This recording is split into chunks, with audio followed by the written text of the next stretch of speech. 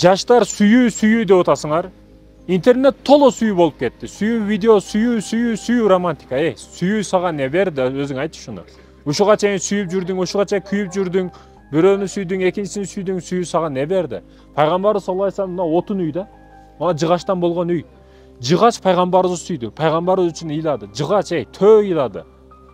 Ошол отун төө ыйлап атса, жыгач ыйлап атса, ошолчолук сүйүү болдубу? Ошо сүйгөнүң менен. Ошо пайгамбарыбыз менен отундун арасындагы сүйүү болгончолук сүйүү болдубу? Сен ойлоп жаткан сүйгөн кызың же кыз болсоң сүйүп жаткан балаң тууралуу.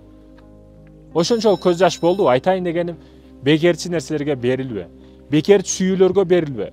Бүгүн намахрам кыз үчүн отель издейт, гостиница издейт, квартира издеген эркектер көбөйдү. Сен не кыласың бирөөнүн бактын бузуп, эмне кыласың бирөөнүн аппак тагдырын капкара кылып булгап, аппак көйнөгөн кыпкызыл кылып, канатып булгап эмне кыласың, эмне пайда табасың? Айтайын дегеним, сен узакты ойлогонду бил.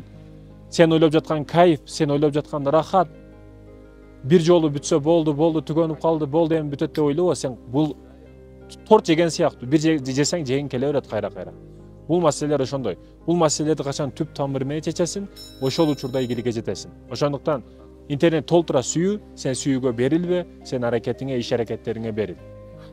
Көп кыла турган иштерибиз бар, чокуга чыга турган маселелерибиз бар.